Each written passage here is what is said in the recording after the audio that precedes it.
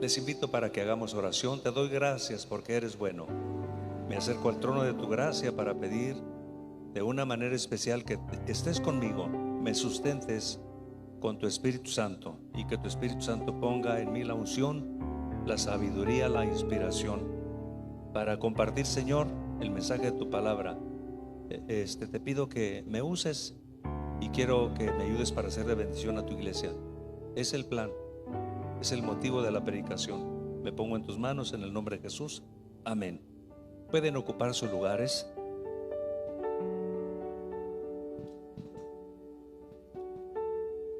El pasaje que vamos a leer para la predicación de esta tarde se encuentra en el libro de Éxodo, capítulo 3, versos 13 y 14.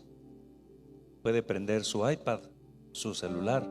Si utiliza la Biblia encuadernada, puede utilizar su Biblia, abrirla.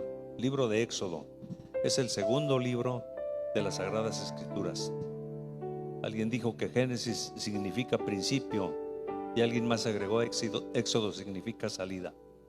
Está en sus pantallas, usted puede tenerlo ahí en su Biblia o en su celular. Éxodo capítulo 3, versos 13 y verso 14. Dijo Moisés a Dios: he aquí que llego yo a los hijos de Israel y les digo: el Dios de vuestros padres me ha enviado a vosotros. Si ellos me preguntaren: ¿cuál es su nombre?, ¿qué les responderé? Y respondió Dios a Moisés: yo soy el que soy. Y dijo: así dirás a los hijos de Israel: yo soy, me ha enviado a vosotros. Esta declaración de el yo soy significa el eterno, el que ha existido por siempre. Significa el omnipotente, significa el soberano, significa el sabio. Yo soy el que soy. No dio un nombre propio. Si me permite, voy a hacer alusión a algunos de los nombres propios que tenemos como personas que se han puesto en toda la historia de la humanidad. Y también estaré mencionando los nombres de algunos de los dioses de nuestros ancestros, no de los dioses que tienen hoy los pueblos, de los dioses que tuvieron nuestros ancestros, porque ellos tuvieron sus dioses, el significado de ellos y lo que hacían ellos o el carácter de cómo se representaban ellos, porque estamos tratando este pasaje que es muy importante, y en su momento aparecerá por ahí la diapositiva. Y si me preguntan ¿cuál es su nombre?, ¿qué les voy a contestar? Usted y yo conocemos a Dios como Dios, pero ¿cuál es su nombre? Y vamos a estar viendo eso que es muy importante. Pero si me permite, hay nombres propios, sobre todo en nuestros antepasados. Nuestros antepasados nos pusieron los nombres a algunos de los hijos, y yo considero que ellos eran muy creativos. También considero que tenían mucha inteligencia, pero se sujetaban a usos y costumbres. Y la mayoría de los nombres que hay de algunos de nosotros, y sobre todo de nuestros papás, normalmente los pusieron porque así venía en el almanaque, así le decían ellos, o el calendario, y nos plantaban ese nombre. A mí me pusieron otro nombre que no es el que viene ahí. Por ejemplo, yo nací el 20 de noviembre y hay unos papás le pusieron a su hijo Anif de la Rev, porque así viene abreviado, aniversario de la revolución. Eso es lo que significa. Y le plantaron ese nombre a su hijo, Anif de la Rev. Y usted se va a encontrar con cada nombre raro, pero cada nombre pues tiene un significado, y lo pusieron por algo. Considero que nuestros antepasados no es que les faltara creatividad, no es que les faltara inteligencia, nada más bien eran usos y costumbres. En el libro de Romanos, el capítulo 16, hay una lista de una serie de nombres especiales y raros también. Entonces, Pablo, cuando empieza a escribir este capítulo, manda saludos a casi a todos ellos. Dice: salúdenme a Epeneto, a Andrónico, a Junias, Amplias, a Urbano, a Estaquis, a Peles, a Aristóbulo también salúdenmelo, a Herodión, a Trifena y a Trifosa, que son compañeras mías en el trabajo, y salúdenmelas, a Pérsida, a Rufo, a Síncrito, a Flegonte, a Hermas, a Petrobas. Salúdenme a Hermes, a Filólogo, a Nerón, a Olimpas, a Sosípater, a Gallo, a Tercio y a Cuarto. Lo cierto es que si nos fijamos un poquito en nuestras iglesias hoy del siglo XXI y de gran parte del mundo, seguimos completando el capítulo 16 del libro de Romanos con esos nombres raros. Por ejemplo, yo pudiera decir, saludando a personas que conozco de nombres especiales: salúdenme por favor a Ediodato y salúdenme a Gorgonio. Y no le vaya a decir a la gente de Michoacán, porque se enojan los de la Puerta de Garipitiro, Así se llamaban dos personas de mi pueblo, nombres especiales y nombres raros. Pero también nuestros antepasados, nuestros ancestros tuvieron sus deidades, es decir, sus dioses, que tenían un nombre característico con lo que el Dios hacía o con lo que el Dios significaba. Por lo menos se dice que de nuestros ancestros tuvieron por lo menos 100 deidades. Le voy a mencionar solamente 3 de los nombres de ellos, porque lo quiero llevar a la misma pregunta que le hace Moisés a Dios. Y si me preguntan cuál es su nombre, ¿qué les voy a decir? Entonces, los dioses de nuestros ancestros y de nuestros antepasados, no porque creemos nosotros en ellos, sino porque hubo la gente de los indígenas de nuestros antepasados que creyeron en ellos. Quetzalcóatl, yo sé que usted ha escuchado. Popularmente muchos lo describen y se refieren a él como la serpiente emplumada, y ya eso le dice muchas cosas. Es uno de los 3 dioses de los toltecas. Más importante, para algunos Quetzalcóatl era simple y sencillamente un mito. Para otros era una leyenda y se le consideraba como el protector de los sacerdotes y de los mercenarios. También se le consideró como un Mesías, porque sus seguidores anunciaban que Quetzalcóatl iba a venir, iba a estar con ellos.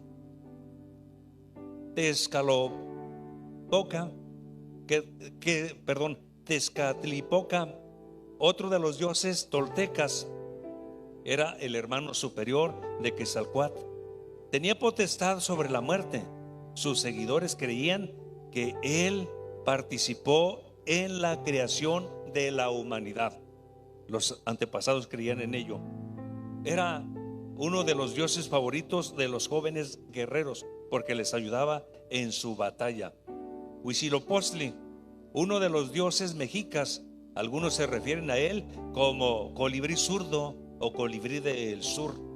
Este dios tenía una relación muy especial con los mexicas o los mexicas. Era un guerrero, era el dios del sol y de la guerra, era un dios muy violento y le tenían que ofrecer sacrificios. Esos eran algunos de los dioses de nuestros antepasados. Pero hoy usted y yo volvemos a esta interrogante: ¿cuál es su nombre? Dios escoge a Moisés después de 40 años que tiene cuidando las ovejas de Jetro, su suegro, en los desiertos de Madián. Quiero que vayas a Egipto y quiero que libertes al pueblo escogido. Quiero que libertes a tus paisanos. Quiero que libertes a los hebreos. Ellos están siendo explotados y están sirviendo como esclavos. Quiero que vayas y los libertes. Si usted se recuerda, el capítulo 3 del libro de Éxodo dice que Dios se le reveló a Moisés en una llama, y luego ya puntualiza, dice: y fue Moisés para ver por qué causa la zarza no se consumía. Y cuando se acerca, el ángel de Jehová que está en medio de esa zarza y de esa llama le dice: Moisés, Moisés, quítate los zapatos, porque el lugar en que tú estás, tierra santa es. Y ya es donde le dice: hay un propósito desde que tú naciste, hay un plan que tengo para tu vida. Ha llegado el momento, tienes que ir a libertar al pueblo de Israel. ¿Sabe cuánto tenía el pueblo de Israel subyugado y explotado? 400 años. Así es de que su fe se había empolvado, su fe se había debilitado, su fe se había contaminado. Creían tal vez en todo y en nada, pero incluso había una parte que empezó a clamar fuertemente a Dios, y Dios escoge a Moisés. Entonces, cuando lo escoge y cuando él ve la zarza que no se consume y va para que no le platiquen un cuento o un invento o una falacia, se acerca, y cuando se acerca, Dios le habla de en medio de la zarza La zarza era una bola de hierba seca que se consumía con las llamas en unos instantes, pero no se extinguía, no se apagaba, seguía la llama. Y dijo: voy a ver por qué causa no se consume. Era una revelación del cielo. Así es de que de en medio de la zarza le dice: el propósito por el cual tú viniste a este mundo es que seas el libertador de Israel. Te voy a enviar a ellos para que los saques de la esclavitud. Y la preocupación de Moisés y la pregunta de Moisés: y si me preguntan cuál es su nombre, ¿qué les voy a decir? Y vea esto que es muy interesante. Ahí está esta diapositiva que marca este interrogante: ¿cuál es su nombre? Está el pasaje de la palabra del Señor que hemos leído. A los judíos, usted y yo hoy le decimos Dios, lo escribimos en su primera letra con mayúsculas, así le decimos. Pero a los judíos se les hacía que el Todopoderoso, el infinito, no hay otro como Él, el eterno, el yo soy el que soy. Porque vea, a usted le dice algo eso, y si me preguntan cuál es su nombre, ¿qué les voy a decir? Y Dios le dice: yo soy el que soy, yo soy el eterno. No le está dando un nombre propio. Y más adelante: yo soy, me envió a vosotros. Entonces no le está dando un nombre propio. Y para el pueblo judío, en la cultura judía, esa declaración de yo soy el que soy se les hacía un nombre muy sublime, muy inspirado. Entonces, en la cultura hebrea no había vocales, solo había consonantes. Y las 4 consonantes que ellos utilizaron para describir a su Dios es la Y,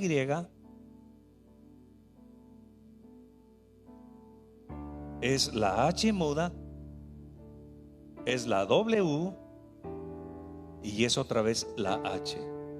Sé que en alguna ocasión usted habrá escuchado que el pueblo hebreo, en lugar de decir Jehová como nosotros decimos, o como usted y yo decimos, porque ese es el nombre propio de nuestro Dios, no es Dios. Eso está hablando de una divinidad, pero el nombre propio de Dios nosotros le decimos Jehová. Usted va a escuchar que a los judíos esas letras las pronunciaban Yahweh, así las pronunciaban. La Iglesia Católica la pronuncia Yahvé. Ya después se le puso las vocales, por eso usted ahora puede escribir Jehová.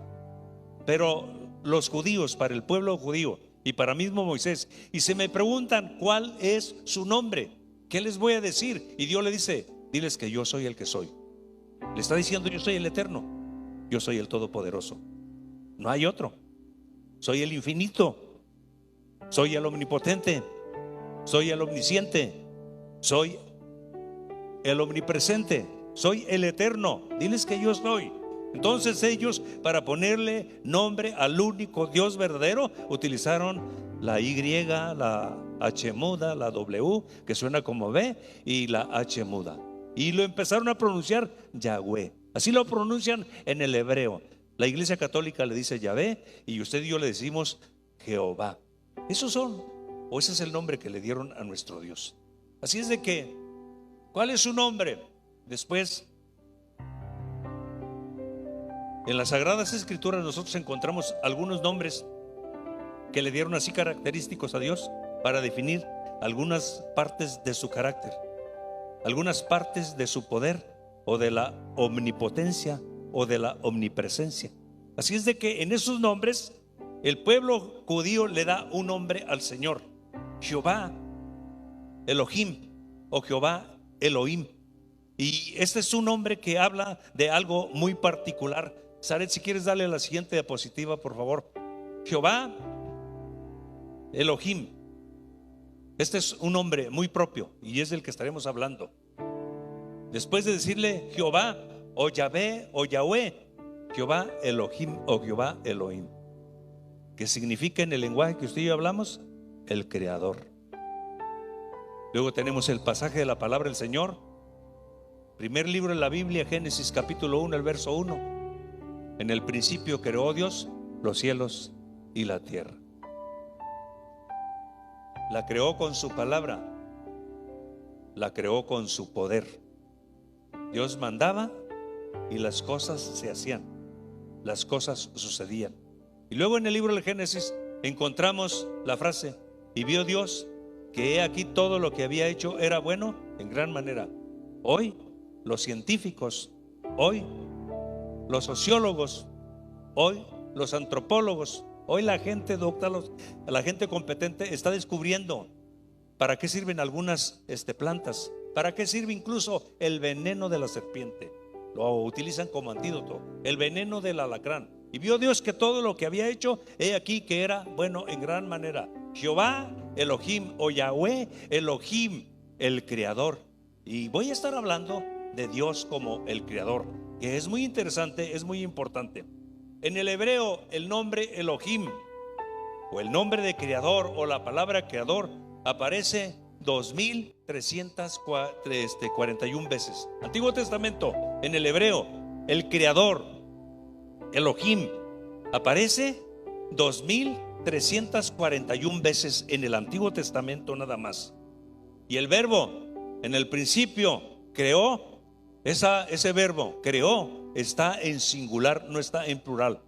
Lo que significa que en la creación participó Dios el Padre, Dios el Hijo y Dios el Espíritu Santo. Más adelante, cuando llega a la creación del hombre, le dice al Hijo y le dice al Espíritu Santo: hagamos al hombre conforme a nuestra imagen y conforme a nuestra semejanza. Entonces, esa palabra de creó nos indica que está la intervención de Dios Padre, Dios Hijo y Dios Espíritu Santo. Junto con la creación que usted y yo hemos leído en la palabra del Señor, está la teoría de la evolución. ¿Saben qué dicen los de la teoría de la evolución? Que la tierra, el cosmos, donde usted y yo estamos, tiene millones y millones y millones de años. Eso dicen ellos. O sea, que antes de que lo que dice aquí en la Biblia, en el libro del Génesis, que Dios la creara, antes de eso, ellos están diciendo que ya la tierra existía. ¿Será cierto que la tierra tiene millones y millones de años? Creo que a lo mejor la tierra tiene miles de años, pero no millones de años. Es un aspecto que estaremos tratando y estaremos abordando. ¿Por qué surgió la teoría de la evolución? Darwin, en el año de 1859, publicó su libro. ¿Por qué? Porque es el problema que tienen todos los hombres: entender que hay un Dios infinito, sabio, soberano, todopoderoso, que con la sola declaración de su palabra llamaba las cosas, las que no eran, como si ya existieran y sucedían. Entonces, por eso surgió la teoría de la evolución, porque el hombre tiene problema para entender eso, que haya alguien tan infinito, tan poderoso, que con solo hablar se hagan las cosas. Entonces, por eso surgió la teoría de la evolución. Quiero leerle un poco sobre la teoría de la evolución. Darwin publicó entonces su libro en el año 1859, en el siglo XIX. En este libro, él trata de hablar del resultado de una lenta y gradual evolución. O sea que en lo que estamos, por eso dicen que tiene millones y millones de años, porque fue una lenta y gradual evolución. O sea, un desarrollo simplemente biológico, así lo dicen ellos. Y por eso nos llevan a la teoría de que venimos del chango. Es una teoría al final, porque usted y yo, Dios nos permitiera vivir miles y miles de años. Ya cuando tuviéramos miles y miles de años, confirmaríamos usted y yo que no es cierto que las cosas evolucionan. Confirmaríamos que el perro sigue siendo perro, el burro sigue siendo burro y el chango sigue siendo chango. Pero así lo describen, que de una forma, con millones y millones de años, fue evolucionando gradual y paulatinamente. Y luego hablan que fue un proceso biológico. Estrictamente, permítanme dar esta opinión. Estrictamente, el evolucionismo no es una ciencia, tampoco es una doctrina. Es una mitología académica disfrazada. Eso es lo que es la teoría de la evolución. Vuelvo a repetírsela: la teoría de la evolución ni es una ciencia, porque no es una ciencia, tampoco es una doctrina como las que tenemos en la palabra. Es una mitología académica disfrazada. Eso es lo que es, una mitología académica disfrazada. Porque quien le escribió es un hombre como usted y como yo, tal vez un poquito más culto, pero con la capacidad de una mente finita. Y la mente de Dios es infinita, no tiene límites. Por eso tiene problema para razonar y aceptar que Dios simple y sencillamente dijo: sea la luz, y fue la luz. Y luego hizo la lumbrera mayor para el día y la lumbrera menor para la noche. Sobre esto de la teoría de la evolución existe la evolución creativa.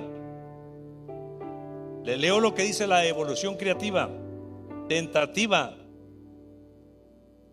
de armonizar el evolucionismo de Darwin con el creacionismo bíblico. O sea, la evolución creativa quiere hacer un ensamble y quiere entrelazar lo que es la evolución de Darwin con la creación bíblica. Los partidarios de esta teoría ven en los días de la creación como eras geológicas, y la palabra del Señor menciona como días.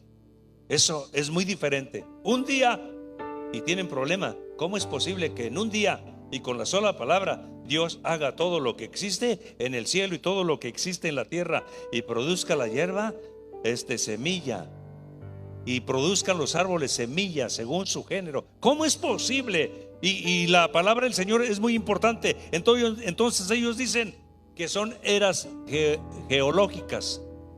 Mucho tiempo, una era es mucho tiempo, eras geológicas, y que en todos esos años fue evolucionando todo. Bueno, pues permítame decirle lo que la Biblia enseña. Esta tentativa del evolucionismo creativo o creativa tropieza con la objetividad coherente del relato bíblico, donde se puntualizan los actos de la creación por un Dios sabio, infinito, soberano y todopoderoso.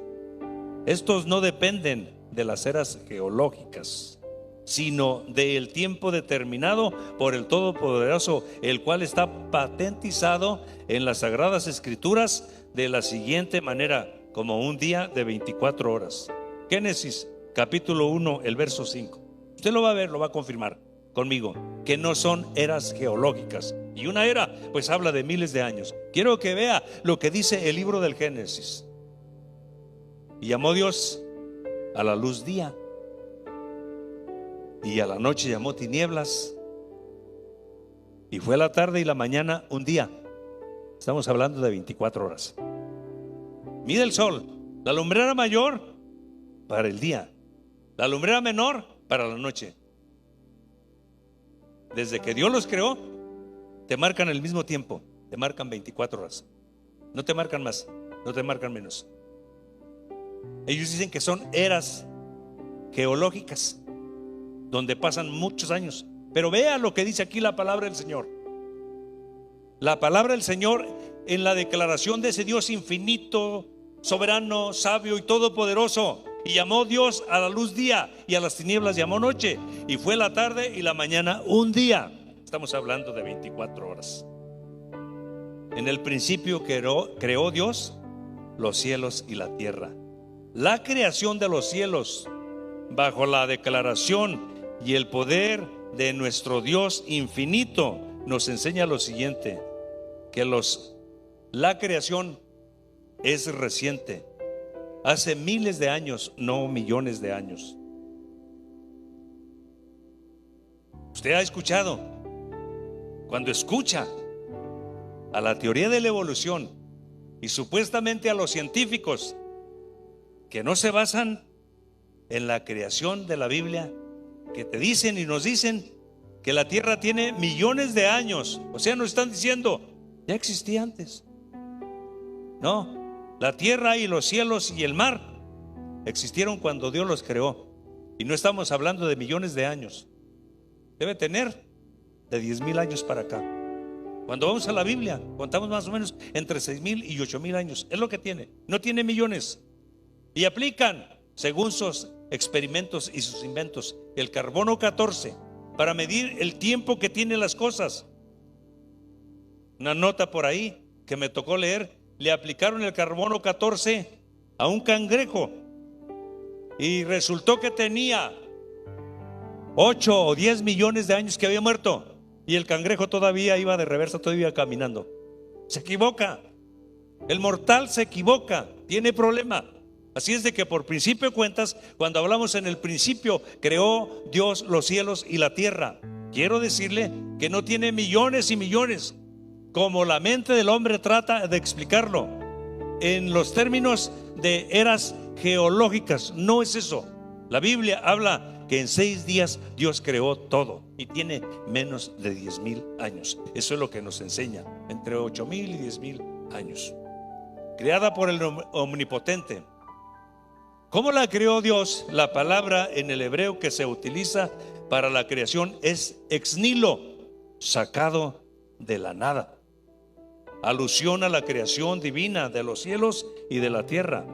En este acto, el Todopoderoso, mediante su palabra, llamó a la existencia y a la vida y a la esencia todo lo que no era, y apareció y fue con su palabra. Solo un Dios como Yahvé, nuestro Dios, como Yahvé Elohim, tiene esa capacidad y ese poder para hacer todas esas cosas. Él no necesitó de ningún material primitivo, no utilizó nada.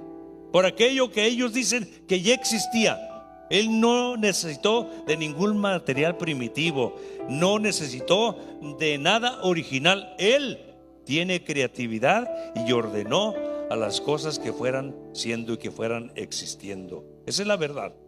Pero es mejor si usted y yo leemos la palabra del Señor.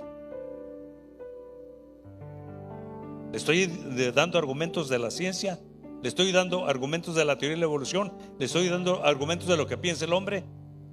Pero Génesis nos dice: en el principio creó Dios los cielos y la tierra. ¿Por qué no vamos al Salmo 90? Verso 2. Mientras localice este pasaje, le menciono que un secreto sobre el Salmo 90 está después del 89 y está antes del 91. No, a lo que me refiero, que aunque esté en los Salmos, el Salmo 90 es una oración de Moisés. Lo escribió Moisés. ¿Quién escribió el libro de Génesis? Moisés. ¿De qué está hablando Moisés aquí en esta ocasión? Vea lo que dice la palabra del Señor: antes que naciesen los montes y formase la tierra y el mundo, desde el siglo y hasta el siglo, tú eres Dios. Yo soy el que soy, el eterno. Ahí está gran declaración ahí. Libro de Isaías, capítulo 40, el verso 28. Porque en 6 días hizo Dios todo. Y lo primero que se nos viene a la mente, en la capacidad que usted y yo tenemos cuando trabajamos mucho, sea con la cabeza en una oficina o sea con el cuerpo haciendo un trabajo físico, pues después de 5 horas, de 8 horas, termina uno exhausto, cansadísimo. Y vea lo que dice Isaías capítulo 40, versos 28. ¿No has sabido, no has oído que el Dios eterno es Jehová, el cual creó los confines de la tierra? No desfallece ni se fatiga con cansancio, y su entendimiento no hay quien lo alcance. Por aquellos que tratan de explicar cómo sucedió la creación. ¿Se fijó en este pasaje lo especial que tenemos? Ese mensaje tan contundente, esa declaración de la palabra del Señor tan importante, maravillosa, el cual creó los confines de la tierra. Y luego dice: no desfallece, no se cansa, no se fatiga, y su entendimiento no hay quien lo alcance. No hay otro como nuestro Dios. Por eso decimos que es omnisciente, todo lo sabe. Para Dios el futuro es como si estuviera viendo el día de hoy, como si estuviera viviendo en su presente. Isaías capítulo 45, el verso 12. Yo hice la tierra y creé sobre ellas al hombre. Mis manos extendieron el cielo y todo su ejército mandé. Porque así dice Jehová, creó los cielos, el Dios, el que formó la tierra, el que hizo y la compuso, y no la creó en vano. Para que fuese habitada la creó. Yo soy Jehová y no hay otro.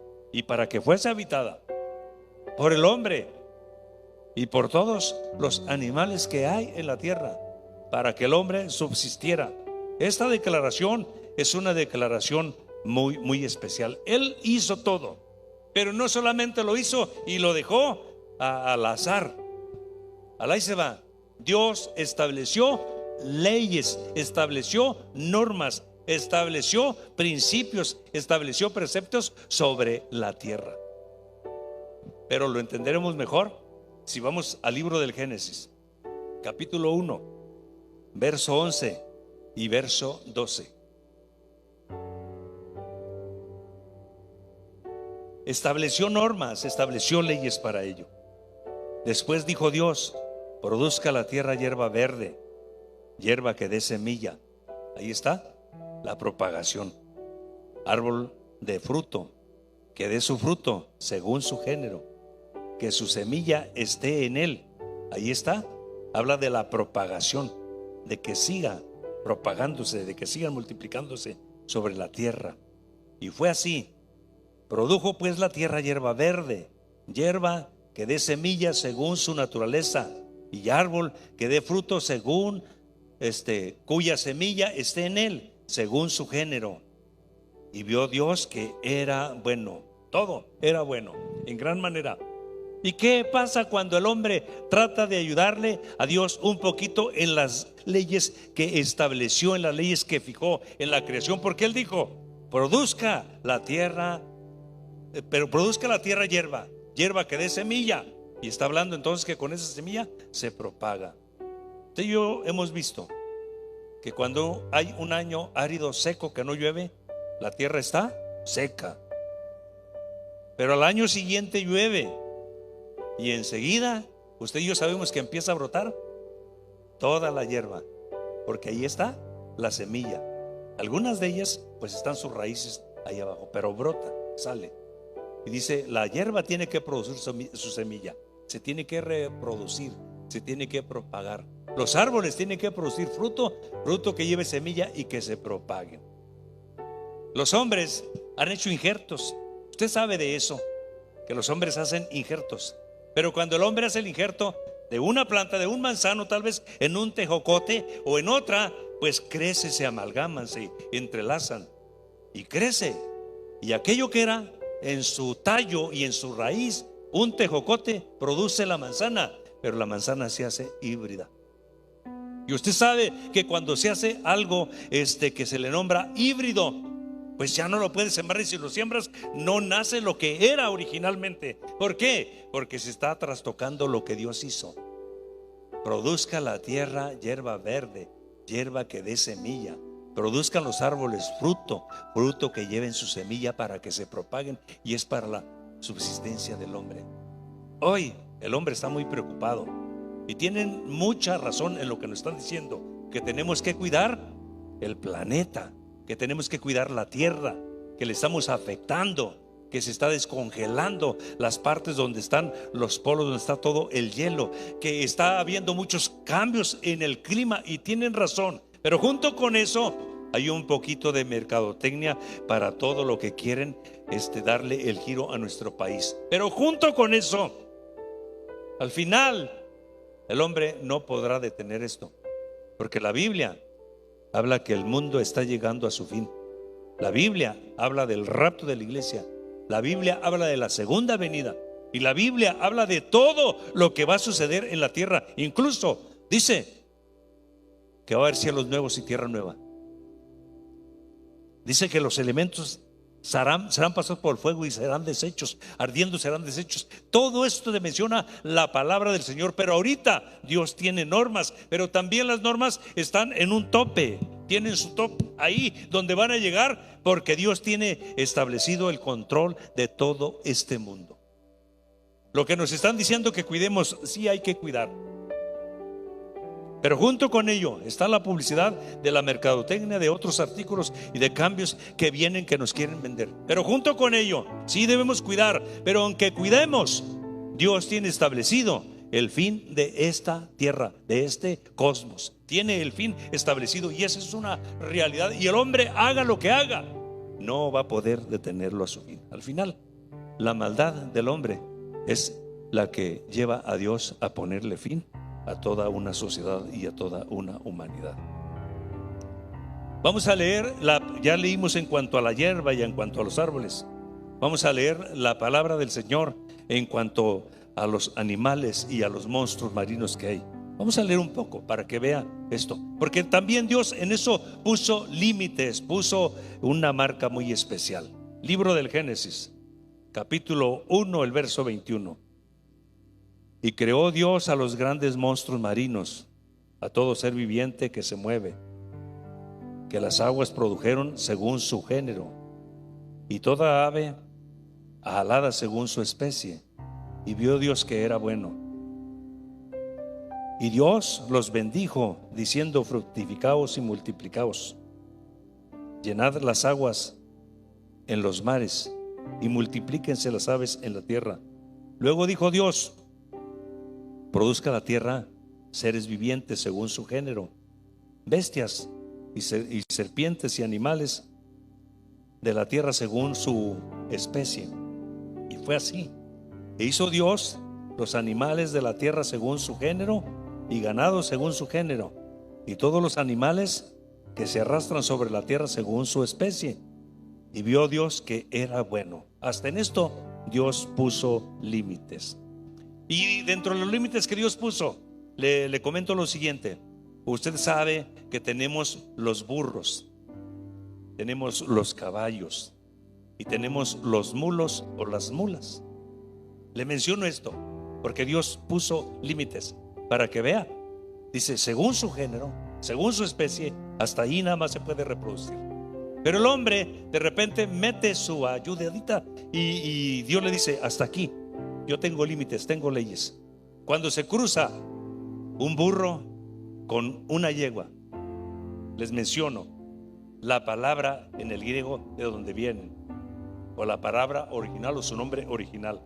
El asno, Equus asinus, en una especie que tiene 62 cromosomas.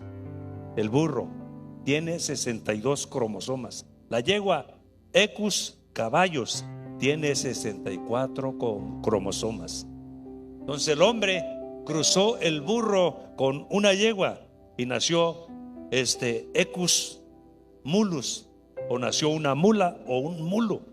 ¿Y sabe con cuántos cromosomas nació la mula o el mulo?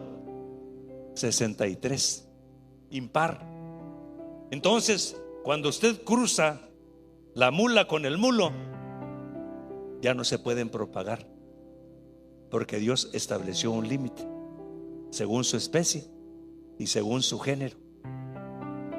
Y el hombre, en su descubrimiento, hasta la gente más sencilla, porque normalmente esto pasa en la gente de campo, que cruzó un burro con una yegua y le nació una mula o un mulo. Pero luego trató de cruzar al mulo y la mula y se dio cuenta que no se podían propagar porque nacieron con 63 cromosomas impares y ya no pudieron. Ya no se puede, porque Dios había dicho: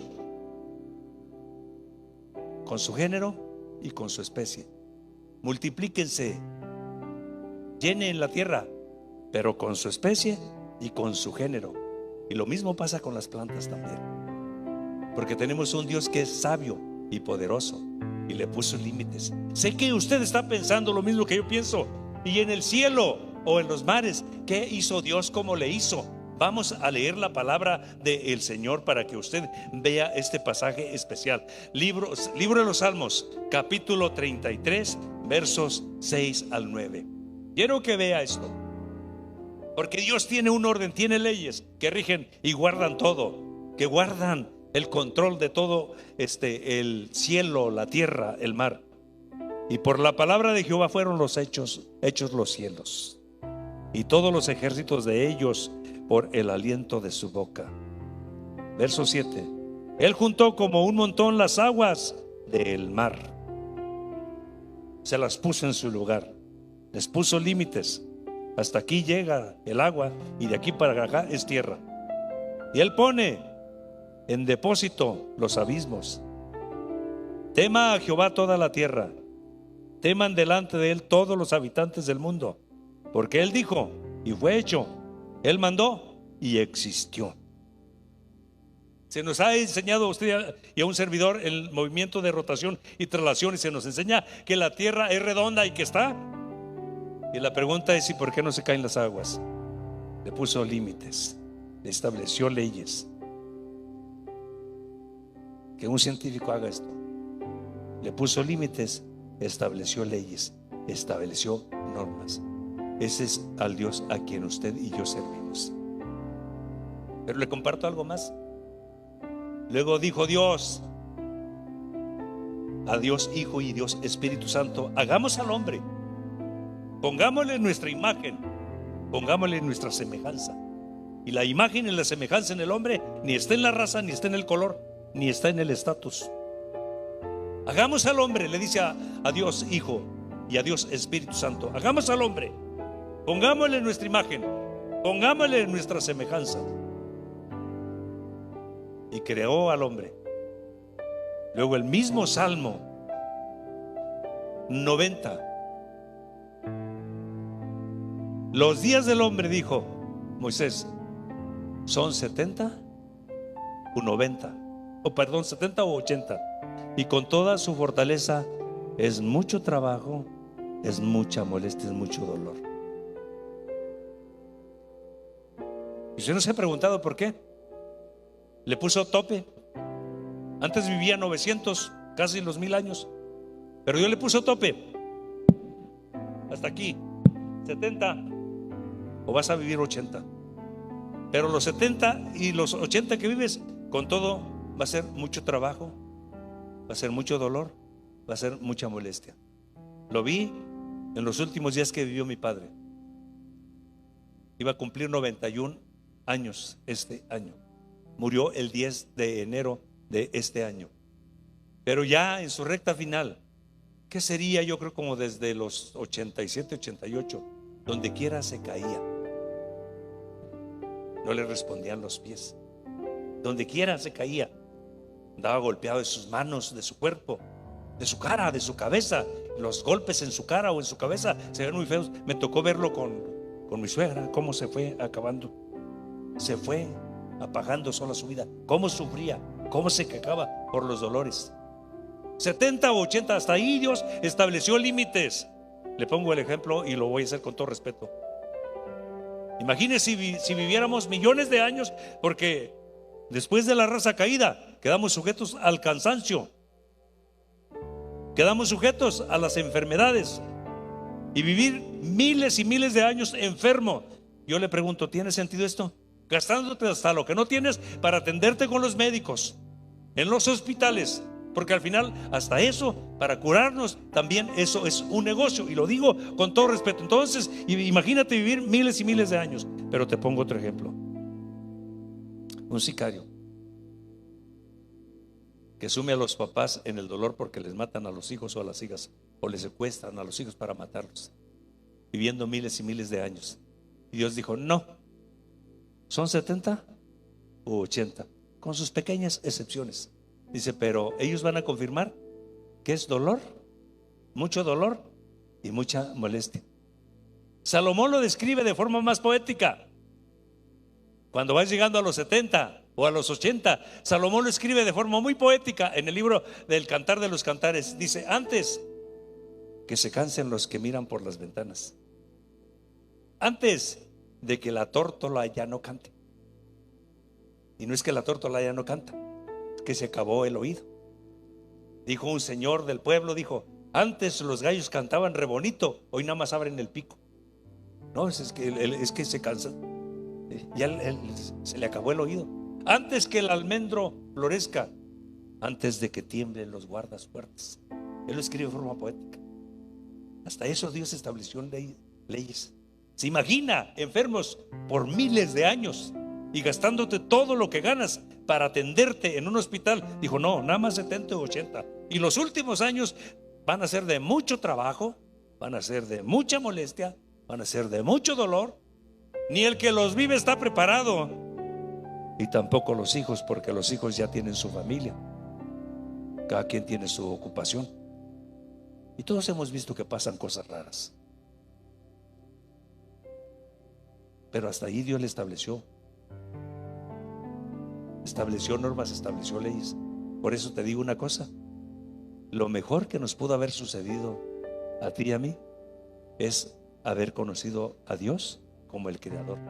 Pero algo más: haber conocido a Dios como el que mandó a Jesucristo su Hijo para reconciliarnos con Él y perdonar nuestros pecados, regalarnos la salvación.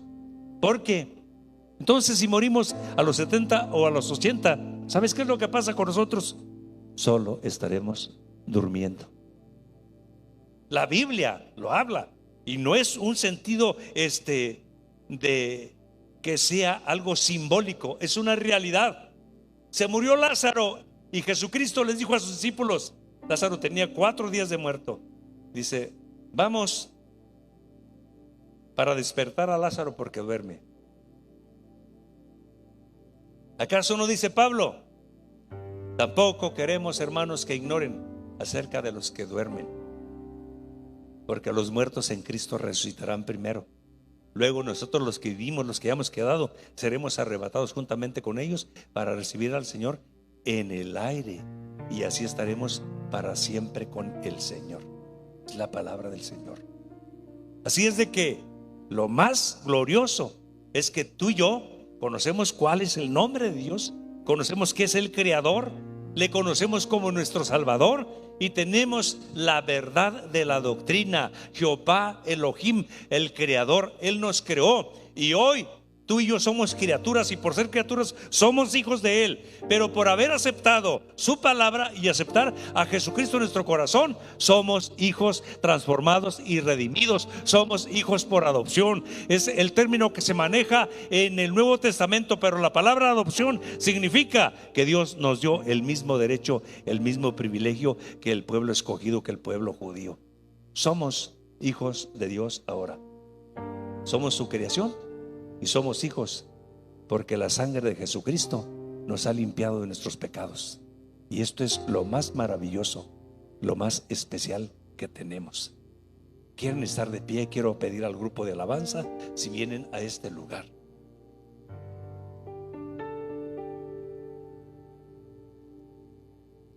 ¿Cuál es su nombre? Yahweh Elohim. Es el nombre de nuestro Dios. Un hombre precioso, un hombre maravilloso.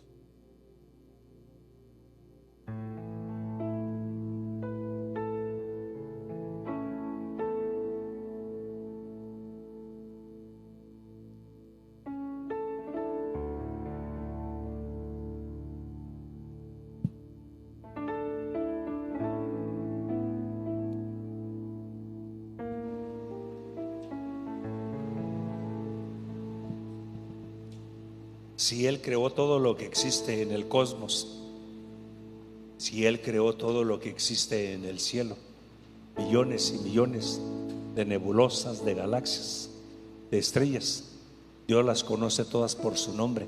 Si Él las sostiene en el cielo, si Él creó todo lo que existe en la tierra, y los entendidos hoy nos dicen que nos la estamos acabando y que va a su fin. Bueno, la palabra de Dios lo dice desde hace mucho tiempo. Si Él creó todo eso, lo más maravilloso es que tú y yo le conocemos como nuestro Padre Celestial porque Él nos creó.